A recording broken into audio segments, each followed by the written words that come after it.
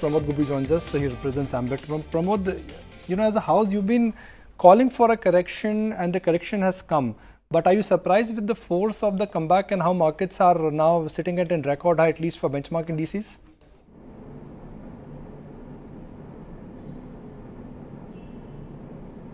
Yeah, I mean it's been a bit surprising, but we've been hearing this over the last couple of months where people thought that the EM sell-off in general was a bit overdone, and they thought that there was a case for mean reversion.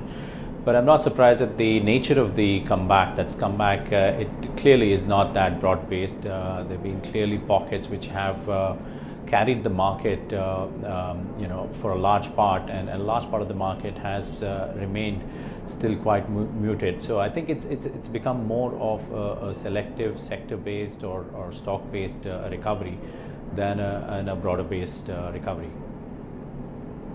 So you think that these levels will not sustain? I mean, that's a summary of what you're trying to indicate, right?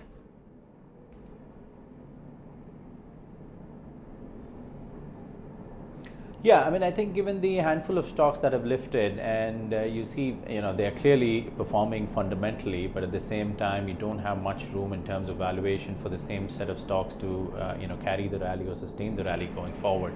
So for this rally to, carry on, you need a different set of stocks to participate, and that's where perhaps the nature of the economy is also under question. It's largely consumption-driven yet. We don't have the investment cycle in sight.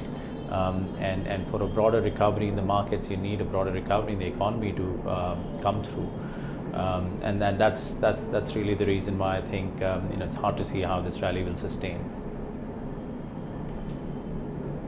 Okay, but what about the earnings season so far? What have been the hits and misses according to you?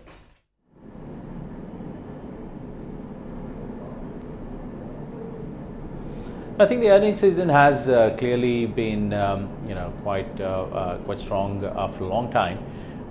Even if you ignore the fact that we were operating on a low base for some sectors, given last year same quarter was the run up to the GST introduction, which saw inventory depletion. Even adjusting for that, I think the numbers have clearly been hearteningly positive.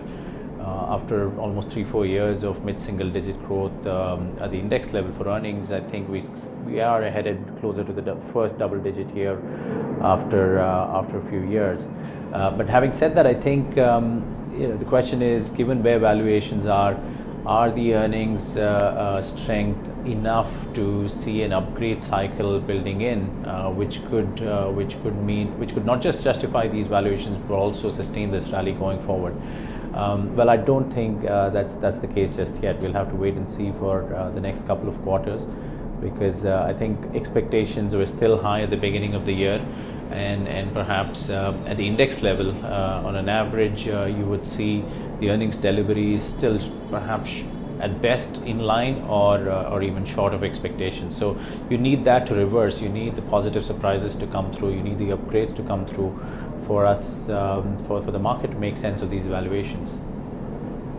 Pramod, what is it that you made of the Monetary Policy Committee's decision to hike interest rates 2 times consecutively in a row? The fact that Fed decided to hold rates, and it's an important week in that sense, because you've got 5 central banks coming out with their monetary policy decision.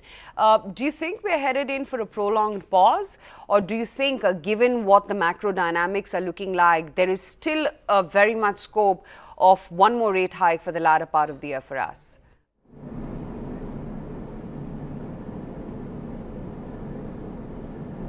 Yeah, I certainly do agree that there's scope for one more hike. I think the Monetary Policy Committee was pretty much in line with market expectations, and clearly their eyes are on the inflationary expectations. Given the RBI governor has gone to the extent of saying that we pretty much closed the output gap, which means that at this level we don't have enough supply side response to expand the growth level without that growth becoming inflationary in nature.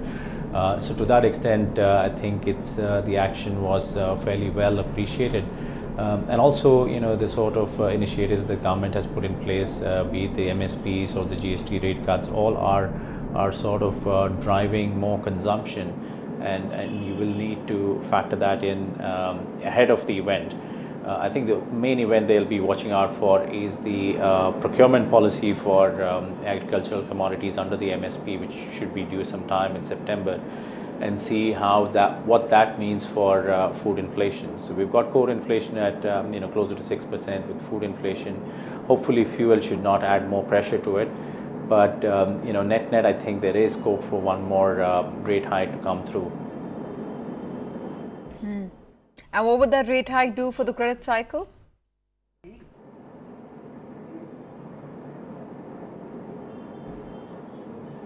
I think at this stage we are still not at a stage where the rates themselves are becoming a hindrance for the investment cycle to pick up. I think we have still utilizations are much better than where they were. But I guess the political uncertainty will remain the biggest roadblock for any corporate or private sector enterprise to start a new project at this stage. So the credit cycle by itself is unlikely to, and the interest rates by itself are unlikely to, be a hindrance to the investment cycle. There are other factors that need to be taken care of. So perhaps we are another 12 months away, waiting for the elections to settle, get the political certainty back before investments come back. Right. What are the micro trends though looking like, Pramod? Because earnings aside, you're also seeing some very strong numbers, for instance, from the monthly auto sales data. And it's a peculiar case because at least for some of them, their quarterly numbers haven't been as strong as the monthly sales data has been.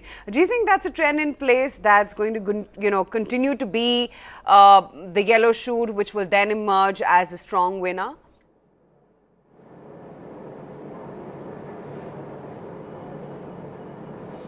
There are nuances across different sectors. Within autos also, there are nuances across two-wheelers, four-wheelers and commercial vehicles. There are different factors at play. But broadly, I think that'll be a theme for consumption as a basket, where you will see healthy demand continuing. Clearly, the economy is clearly on a recovery trend as far as consumption is concerned, and that'll reflect in pretty healthy top line growth. The question is, given the inflationary trends on the commodity side as well, input cost inflation, will the top line growth translate into earnings growth for some of these companies? So within autos, I think you're broadly at different stages for different products. I think the passenger car segment is perhaps the more structural story here.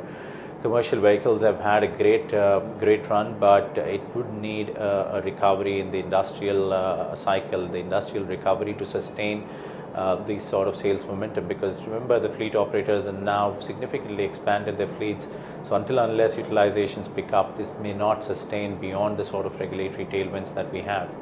Now, on the two-wheeler side, I think it's more of a premiumization story where the premium bikes and the exports are sustaining the numbers, whereas the commuter bike segment is perhaps the penetration story there is behind, and hence you're seeing the sort of price wars kicking in there to gain market share. So there are different stories panning out, but overall I think they're all underpinned by the broader consumption trend, which remains strong and likely to remain strong for the next 12 months at least. Having said that, Pramod, give us your sense on how you look at the election risk for the markets. I get this question asked many times. I know it's a little far down the road, but even so, I think it's going to be a bit of an overhang for the markets as the noise gets louder and louder towards the end of 2018 and then, of course, gains momentum in early 2019.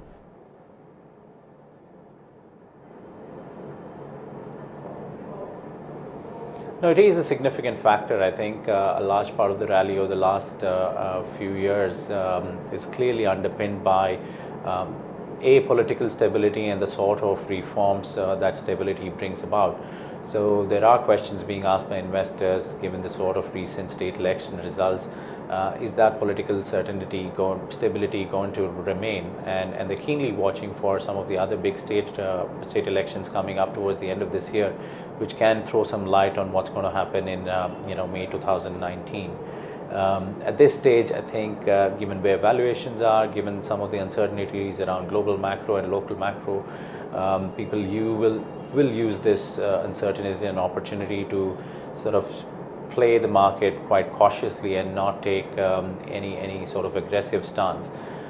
So we will have to wait at least till November, when the 3 big state elections come, to see if there's any sort of signs of what to expect in May 2019. Okay, Pramod, great speaking with you. Thanks so much for taking the time out and chatting with us today about your market opinion and, of course, various sectors as well.